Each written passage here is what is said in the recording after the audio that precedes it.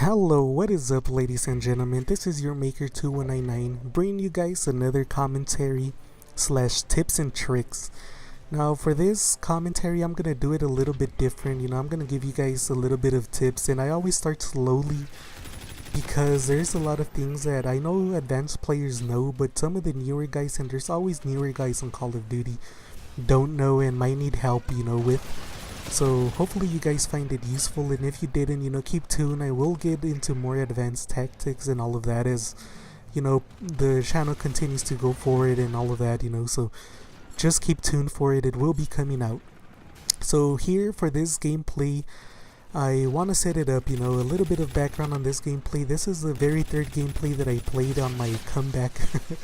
And this was the last gameplay that I got. After this one, I reached the prestige level, the very first one, and I prestiged. And I have the stats on my very first, one of these videos. So if you guys were interested, just go and check it out. The series has only 3 videos this far, and it's really it's useful, it's cool, and it helps me out. So check it out. And after this, I just gave up. I was like, I'm playing way too good, and I decided to go do something different. But yeah, because I was trying to play a different game, and I wasn't really like into the Call of Duty mood. But I do pretty well on some of these games, and it's something that I don't even have to try. Call of Duty for me is quite easy. It's quite easy mode, and most of you all talk too much crap, and it's fun to take some of you guys out when you're talking so much crap, and you guys get so mad. It's funny. But the thing that I want to talk about, because this is part of the tips and tricks, I'm going to talk about having a game plan. And what I mean by that is, like, I used to play sports. I always played sports since I was able to enroll in sports, for school and all of that. So I'm used to having that mentality, and in sports you have to play on a team and all of that. But I usually found myself, being one of the best players, or above, a little bit above average, and being able to take things into my own hands and carry people that weren't able to do, what they were supposed to do, basically. And that's the same approach that I take in Call of Duty. I find me to be a little bit better than the average player, and a lot of times I'm able to carry teams like crazy. Sometimes I can't. Like this gameplay, I don't remember how it ended, but I know I did really well, and I was carrying this team quite a lot, and I'm using here my favorite weapon, but all of that is on the other video, so go ahead and check them out, but so having a game plan, every time that you're in a sport or whatever, the coach develops a game plan, and everybody has to be a part of the game plan in order for the team to be successful, in order for it to work. Now, because I am a solo player, what I'm talking about when I mean a game plan, because I'm not playing with other people, that's me, so I cater everything to me. So if I play on a map like this one, I have the ability to use an SMG because it's so close quarter, or I could use this assault, and I just gotta keep my distances, knowing the effective range, where the weapon is better, and knowing what other players are using and how to avoid them from you want to be outside of your opponent's effective range, but you want to keep your weapon at its effective range. So just having a good game plan, knowing what you're doing, taking a note what other players are doing and changing it up, it's gonna help you succeed a lot more. So I take all of this into account before I jump into a game. I'm always going to use, this is the weapon that I'm going to call Old Reliable, because for me it's the best weapon that I can possibly use. So no matter what kind of game I jump into, this is my default setup. If I can't do good with it and I need to change, to a shotgun, SMG, whatever, I have the loadout ready, and I will change, to it if I have to. Depending on how my game plan changed. I can't even speak here because of the lag. How the gameplay the game plan changed, motherfucker. But yeah, so that's what I'm gonna do. I'm gonna be, I'm versatile, and I'm not afraid to change weapons or any of that. You don't have to finish the game with the weapon you started. Get that shit out of your head. and you don't have to play it the same way as you started. You know, you maybe started rushing and you need to calm down and take a few steps, you know, or take a few moments to do something differently. Go ahead and do it, you know, whatever helps you and your team get that W, you know, that's what I do.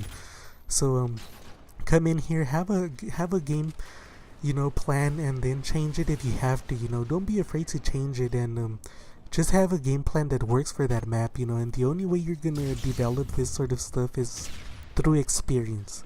So play the map, you know, a good deal, get a feel of what people do. You know, for this map I already know where people camp, I know where people come out of, you know, I usually know what kind of weapons and stuff like that. I kind of have the timing down of how people are rotating, so I'm able to use all of these things to my advantage. You know, it's part of my game plan already, you know, coming into it. And you know, it's just a part of here is just me being effective and executing what I have to do, you know. So I'm gonna move slowly when I feel like it's applicable, and I'm gonna move fast when I feel that I need to, you know.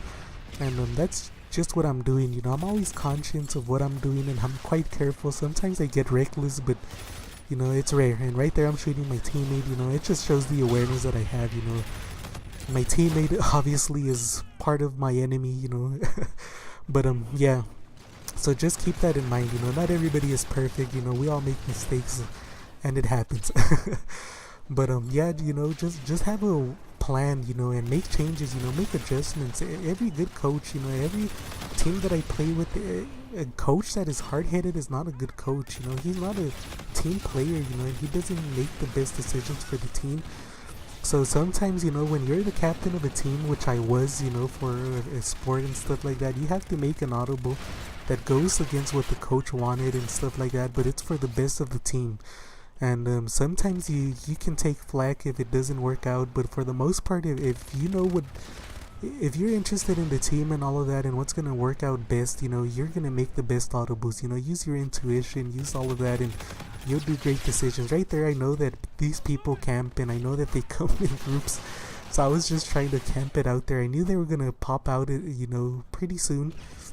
I knew it wasn't gonna take long, but I didn't expect that other guy to come out so fast. You know, I thought he was gonna, you know, take a little bit longer after he saw me kill that guy. Nope, he rushed it quite fast, and you know, he got me by surprise, you know. And that's another thing, you know, try to get people by surprise. Somebody can't defend themselves when he comes out of, you know, when you come out of him by surprise, he's not ready, he's not gonna expect it, it's easy to take him out. So try to do that, you know. It's gonna help you guys out, you know. So call audibles, do everything that you have to do to make you a better player. And if you're working with the team and you're the captain, you gotta recognize the potential.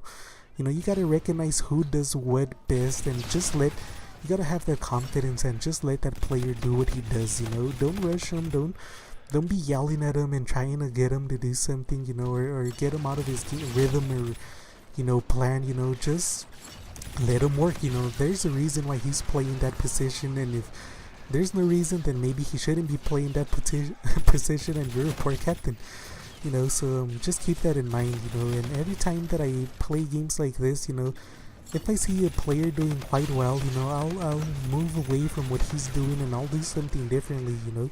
That helps out the team a lot more. So right here, I'm getting a few scores, you know, a few streaks, and I'm just gonna put him like a moron. But because I knew that a lot of people were being there, I should have left it right here and I would have gotten a lot more kills. And yeah, I don't know, I don't really care too much for streaks. I would rather just get all of my kills from my weapon, you know, and not have to rely on streaks. You know, I'm not one of those players that relies on streaks to get a gameplay or a good game, you know. I just rely on my weapon, that's it, you know. My weapon, my skills, my aim, all of that other stuff, you know, and I do what I can. But this was a really good game, you know. Although we lost on it, you know, it was still really good. It was really entertaining, and hopefully you guys find the information useful. You like, you sub, and you continue to come for more. The tips are gonna get more advanced as we go on, you know. 40-something bomb, my third game. You know, after that I just put the controller to rest and I went to go watch some Netflix, you know. And hopefully you guys do enjoy, and you'll be able to hit some gameplays like this or better on the future. See you guys later. Thank you.